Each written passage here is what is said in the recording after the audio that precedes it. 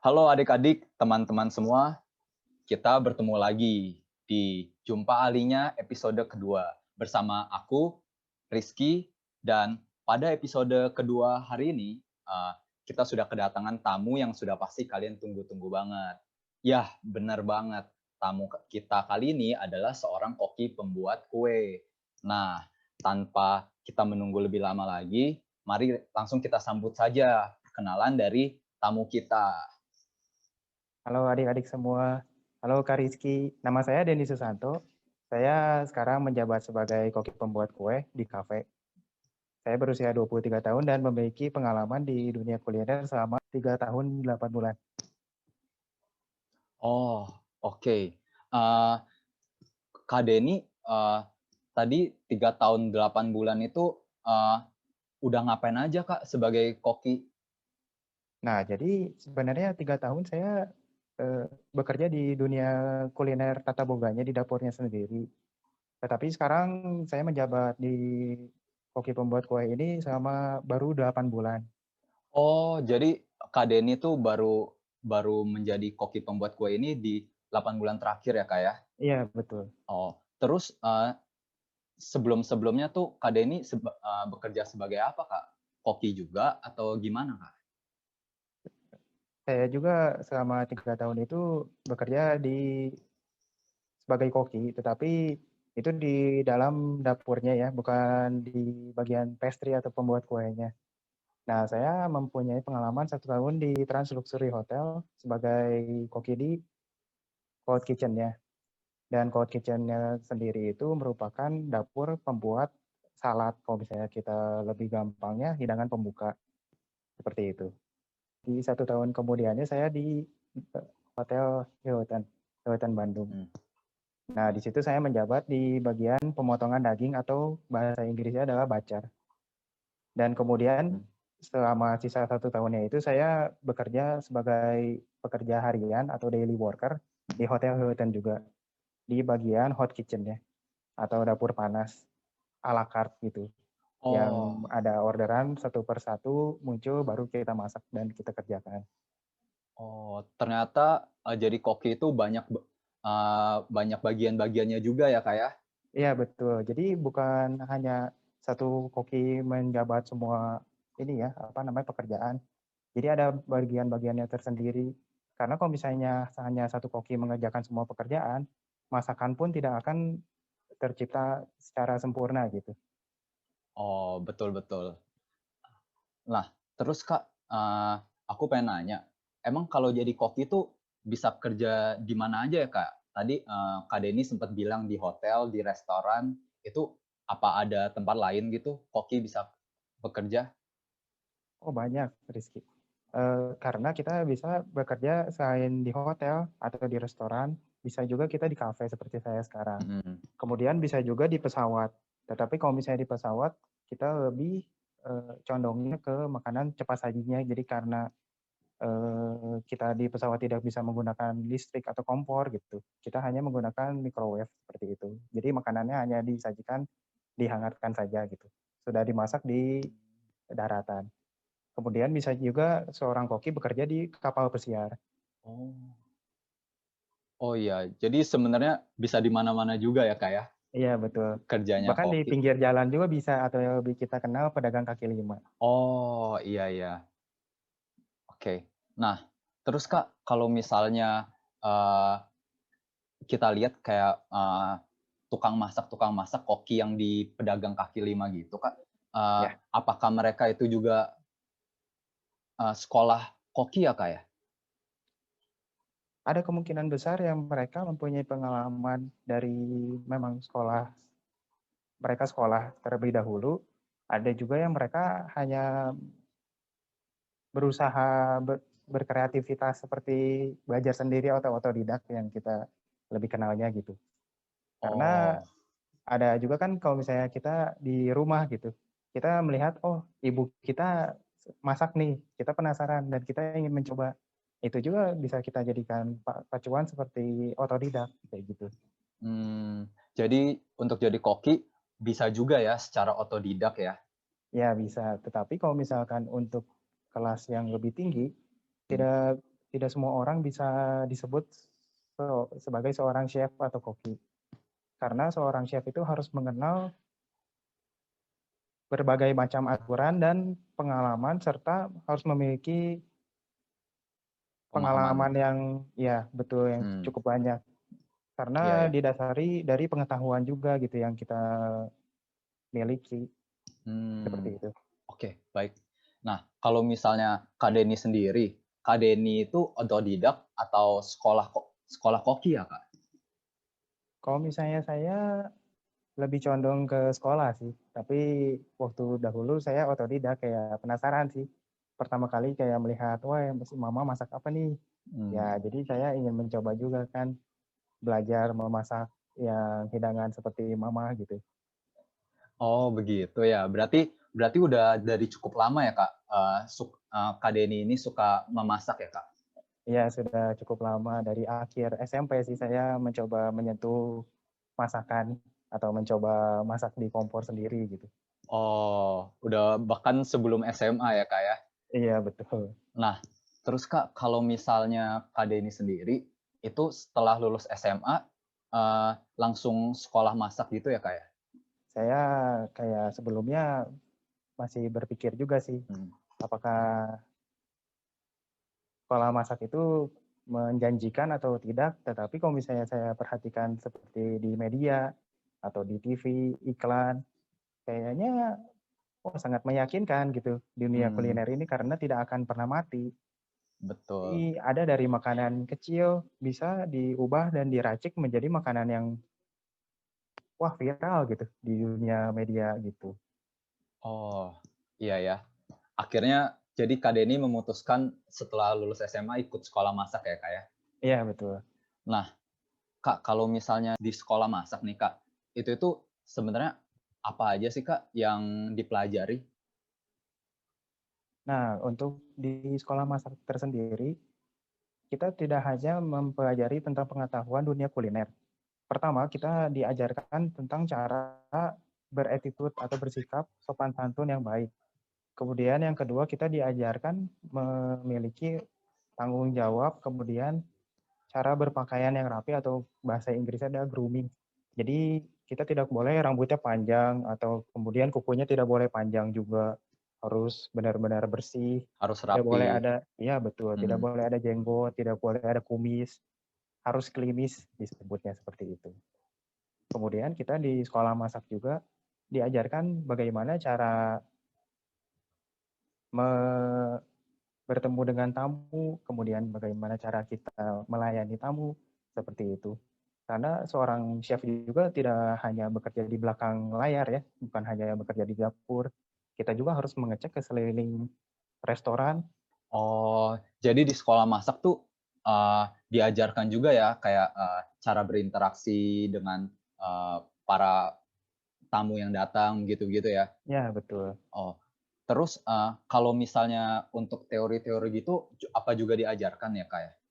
Iya, betul. Jadi Seperti makanan-makanan, cita rasa begitu? ya kita tidak hanya ini apa namanya, mempelajari prakteknya saja ya, kayak cara memotong yang baik, tangan harus seperti ini di Mmm, belakang kuku agar tidak mmm. terpotong oleh pisau. Tetapi kita juga belajar di teorinya juga, seperti kayak pengetahuan tentang bentuk, rupa, bahan pangan yang ada di mancanegara Indonesia atau bahkan di luar negeri seperti itu. Oh, jadi juga selain teori juga praktik sekaligus ya, Kak, ya, yang dipelajari? Iya, tidak hanya praktek tetapi teori juga sangat penting. Jadi kita di sekolah masak itu tidak hanya mempelajari tentang kuliner saja, tetapi kita belajar tentang bahasa. Karena di istilah dunia permasakan, bahasa yang sering digunakan adalah bahasa Perancis. Contohnya seperti mise en place. Mise en place ini artinya adalah preparation, yang lebih kita kenal adalah persiapan. Persiapan ini sendiri seperti persiapan sebelum masak. Eee, aku jadi kepikiran, Kak, kan tadi Kak Denny sempat bilang ada yang bagian kitchen dan ada yang bagian, pastry atau pembuat kue ya, Kak, ya. Nah, Ya, betul. itu kalau di sekolah masak tuh, ada pembagiannya atau kita begitu sekolah masak belajar dua-duanya gitu, kitchen dan pastry tadi, Kak? Nah, untuk di universitas yang saya pelajari ini, memang dibagi menjadi 2 bagian ya, yang satu tata boga, yang satu lagi untuk pembuatan kue atau roti. Oh, jadi nanti, pas seandainya kita ikut sekolah masak, kita bakal pilih ya, kita mau masuk departemen apa, kitchen atau departemen, pembuat kue atau pastry gitu ya? Iya betul, karena Oh, sangat beda. Nah, kenapa kita bedakan pembagian departemen tata boga dan departemen pembuatan kue? Kita ambil contoh mudahnya adalah ketika kita menjadi seorang koki, ketika kita memasak nasi goreng simpelnya. mhm, Nah, kalau misalkan nasi goreng tersebut kurang asin, kita masih bisa menambahkan sepucuk garam gitu. mhm. Kita olah lagi, kita masak, nah baru rasanya menjadi pas. Seperti itu kalau misalnya kita menjadi seorang koki di tata boga. Tetapi kalau misalkan kita menjadi seorang koki di pembuatan kue, kita tidak bisa ketika saat kita membuat sebuah brownies misalnya, sudah kita siapkan di suatu loyang, dan kita masukkan ke dalam oven, lalu kita cek lagi di resep, oh ternyata brownies ini belum kita masukin soda kue nih atau soda pengembang. Nah, Iya, kita tidak bisa membuka paksa si ovennya, karena ketika kita buka paksa si oven, si brownies itu akan langsung bantet, langsung turun seperti itu. harus Nah, ngulang seperti itu. Iya, harus ngulang lagi dari awal, prosesnya dari awal ya. Oh, seperti itu. kalau misalnya di bagian, pembuat kue berarti harus benar-benar teliti ya, Kak, ya, orangnya? Iya, harus teliti, telaten, dan sabar. Oh iya, betul sekali. Nah, terus Kak, aku pengen tahu Kak, kalau misalnya di bagian kitchen, kan kayak jenis makanan itu kan banyak ya. Eee, Ya, nah, itu tuh di kitchen itu biasa, buat makanan jenis apa ya? Terus kalau misalnya di, pastry atau kue-kuean gitu, biasanya rata-rata buat jenis makanan yang mana ya, Kak? oke. Kalau misalnya di dunia kitchen-nya sendiri atau di tata boga, kita bedakan menjadi 3 bagian, yaitu pertama ada appetizer atau yang kita sebut adalah hidangan pembuka. Hidangan pembuka ini berupa hidangan yang bisa membuat cita rasa makanan menjadi lebih menggugah selera seperti itu. Contohnya seperti salad. Ketika kita makan salad, wah jadi segar nih. Jadi kita lebih terbuka untuk membayangkan hidangan selanjutnya ada apa. Nah, Mhm. kemudian hidangan kedua yaitu adalah sup. Nah, sup ini bermacam-macam ya jenisnya, ada sup dingin, ada juga sup panas. Kalau misalnya lebih sering kita jumpai di sebuah undangan atau prasmanan, itu contohnya adalah kayak seperti sup asparagus. Nah, seperti Asparagus. itu. Nah, itu termasuk di jenis sup yang panas. Kemudian ada hidangan utama atau main course. Nah, hidangan utama ini merupakan hidangan berat yang mempunyai karbohidrat, protein, dan serat. Karbohidratnya ini bisa berupa nasi yang lebih kita kenal di sini mah ya. Kemudian bisa digantikan oleh kentang juga. Sedangkan protein ini bermacam-macam ya, seperti kayak telur, ada ayam atau daging sapi, daging ikan, seperti itu. Dan seratnya ini adalah sayuran pelengkap. Dan kemudian bagian keempat yang lebih kita sebut hidangan penutup ada dessert. Dessert ini biasanya dibuat oleh koki pembuat kue atau pastry ya. Mhm. Dan satunya lagi adalah bakery. Bakery ini lebih mengolah sebuah roti. Roti yang kita buat bukan hanya roti untuk sarapan pagi seperti itu ya. Bisa juga kalau di bakery ini kita membuat sebuah garlic bread atau roti roti bawang putih yang bisa dihubungkan dengan sup asparagus barusan. Mmm, Seperti kalau misalkan di prasmanan kan biasanya bukan hanya sebuah sup aja gitu. ada rotinya. Biasanya di sebelahnya ada rotinya juga Mhm. seperti itu. Jadi mereka saling berkesinambungan, saling melengkapi satu dengan yang lain. Mmm.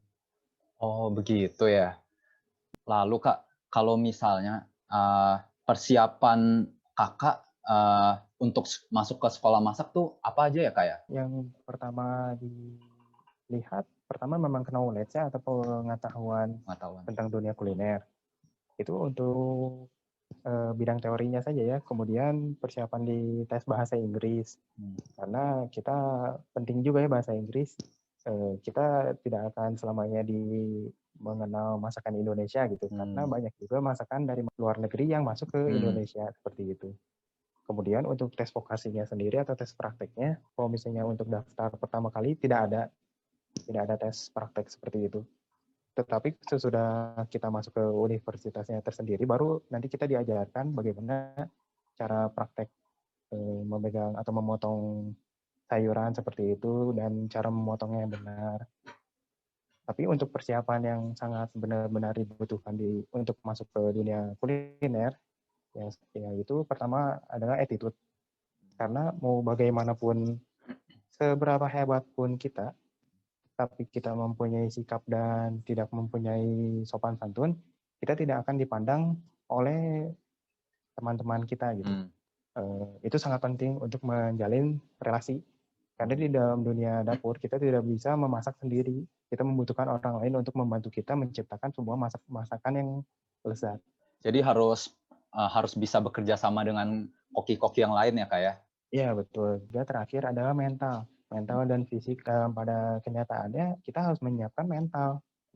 Apakah ketika jam-jamnya orang makan nih, misalnya jam makan malam kan banyak orderan tuh yang keluar. Nah, kita harus menyiapkan mental kita untuk jangan panik gitu. Tidak panik ketika banyak orderan, berarti kita harus masaknya satu-satu seperti itu. Dan bermacam-macam kan menunya yang keluar, harus sistematis. Kemudian kita juga harus menjaga fisik kita juga supaya tetap fit. Karena kalau misalkan seorang koki sakit, misalnya bersin gitu, ketika kita memasak tiba-tiba bersin, berarti kuman dan virus yang kita punya masuk ke dalam makanan dan kita hidangkan makanan tersebut ke tamu tersebut bisa keracunan makanan atau bisa terinfeksi penyakit kita. Di dalam dunia kuliner juga kita harus menyiapkan kebersihan diri dan kebersihan peralatan kerja dan tempat kerja kita. Jadi kesehatan dan juga mental supaya kayak kita bekerjanya itu bisa dengan tenang, tidak gegabah gitu ya Kak ya? Betul. Oh, oke. Nah, kalau misalnya nih Kak, ada adik-adik yang dia dari SD nih, atau mungkin SMP, dia pengen masuk sekolah masak langsung, itu tuh bisa nggak Kak? Atau misalnya, dia nggak suka matematika gitu, fisika, tapi dia langsung mau masak tanpa melalui SMA, begitu bagaimana Kak? Itu boleh sih. Jadi kalau misalkan memang adik-adik senang akan dunia kuliner, jangan ragu-ragu kok untuk masuk ke sekolah kejuruan atau sekolah vokasi. Karena tidak semua sekolah lain lah gitu selain dunia kuliner itu menjamin kesuksesan diri kalian pribadi. Kalau misalkan memang niatan kalian adik-adik senang di dunia kuliner, ya kenapa tidak gitu. Karena dunia kuliner itu sangat menjanjikan. Bukan hanya menjadi seorang pekerja atau koki doang, kalian juga bisa menjadi seorang owner atau pemilik sebuah bisnis makanan. Dan kembali lagi, kuliner itu tidak akan pernah mati karena semua manusia pasti membutuhkan makanan. Betul. Jangan ragu-ragu kok untuk memasuki dunia kuliner. Oh, oke. Jadi kalau misalnya ada yang misalnya masih SMP atau mungkin masih SD gitu, boleh ya nggak perlu SMA tapi masuk ke sekolah menengah kejuruan ya SMK. Ya betul, boleh kok itu. Oh. Ataupun kalian misalkan masih ragu dengan sekolah menengah kejuruan, kalian juga bisa masuk ke SMA karena saya juga bukan dari SMK gitu. Saya juga pribadi dari SMA. SMA jurusan IPA dan IPS itu nggak ada masalah ya kayak harusnya? Ya, IPA IPS tidak menjadi patokan kita untuk berhenti berkaya di dunia masak. Oke. Kak Denny, aku pengen nanya Kak, itu yang Kak Denny lagi pakai itu seragam koki ya Kak? Oh iya betul. Jadi seragam yang biasa digunakan di dalam dapur ya. Ini kita sebutnya chef jacket, melindungi kita dari cipratan minyak atau misalnya ada cairan panas gitu yang menyiprat. Ini bahan si bajunya tebal. Kemudian kalau misalkan untuk menanyakan perlengkapan yang ada atau seragam yang kita gunakan di dalam dapur sendiri, ini ada necktie atau dasi koki. Ini fungsinya untuk menghindari kalau misalkan kita berkeringat nggak netes-netes gitu. Tapi terserap dulu di necktie ini. Dan kemudian ada juga chef hat atau topi koki. Tapi sekarang saya tidak memakainya. Kemudian ini ada apron juga untuk menghindari si makanan kalau misalkan nyiprat gitu atau muncrat, kita tertahan oleh apron terlebih dahulu, nggak kena si chef jacket. Kemudian ada name tag untuk identitas kita di dalam dapur. Kemudian ada bolpen untuk mencatat ya, mencatat misalnya ada orderan apa yang keluar Menu atau tambahan gitu. ya itu. Kemudian yang ada di saku kiri saya ini ada filler atau kita sebut untuk memarut ya, marut kulit atau kayak kalau misalnya kentang kan kita dipio dulu atau diparut. Dikupas ya. Ini juga ada small knife berfungsi untuk memotong misalkan ada kondimen gitu atau apa ya kayak acar-acar gitu, kita misalkan mentimun, bonteng, kita lebih mudah kalau misalkan langsung ambil dari sini gitu pisaunya daripada kita ke cari-cari dulu ya. Ya cari-cari dulu. Oh, oke. Itu buat mendukung pas koki sedang bekerja ya, Kak ya? Iya, betul sekali. Sangat memudahkan gitu. Oke. Membuat pekerjaan lebih simpel. Iya. Oh, begitu ya. Nah, oke deh. Makasih banyak Kak Denny. Jadi tadi itu pertanyaan terakhir, nggak kerasa banget. Kita udah berada nih di ujung episode Jumpa Alinya. Nah, terus nih Kak, ini pertanyaan terakhir Kak. Nah, kalau misalnya nih pesan dari Kak Denny untuk adik-adik nih yang masih bingung, apakah mereka mau jadi koki atau enggak, itu pesannya apa Kak? Untuk adik-adik semua, saya sebagai koki sangat menikmati dunia kuliner. Jangan menutup mata untuk mencoba pengalaman di dunia kuliner. Dunia kuliner itu sangat luas dan kalian tidak hanya akan memasak di darat gitu. Kalian juga bisa mempunyai pengalaman ke kapal pesiar atau ke luar negeri. Dan bisnis kuliner itu sangat menjamin kok. Wah, jadi keren juga ya jadi koki ya Kak ya. Kami mengucapkan terima kasih banget ke Kak Denny karena sudah bersedia menjadi tamu kami pada episode kali ini. Nah, buat adik-adik yang misalnya masih ada pertanyaan atau misalnya masih pengen tahu mengenai koki, silahkan adik-adik komen di kolom komentar di video ini. Dan juga kalau misalnya adik-adik ada saran nih, profesi apa sih selanjutnya yang ingin diundang, kalian juga bisa komen di kolom komentar di bawah. Nah, jadi hari ini kita udah belajar banyak banget ya mengenai koki bersama Kak Denny. Nah, nanti kalau misalnya adik-adik pengen nanya-nanya ke Kak Denny, kita minta ya Instagram Kak Denny. Apa tuh Kak Instagram Kakak? Boleh. Di Denny Susanto 1397. Oh, oke. Nanti Instagram Kak Denny bakal dicantumkan di deskripsi ya. Nah, kalau kalian suka videonya, jangan lupa like. Dan untuk episode-episode selanjutnya, silakan kalian subscribe channel YouTube Anak Bertanya. Nah, sekian dari aku, Rizky, dan tamu kita hari ini, Kak Denny. Sampai jumpa di episode-episode Jumpa Alinya selanjutnya. Bye-bye. Thank you.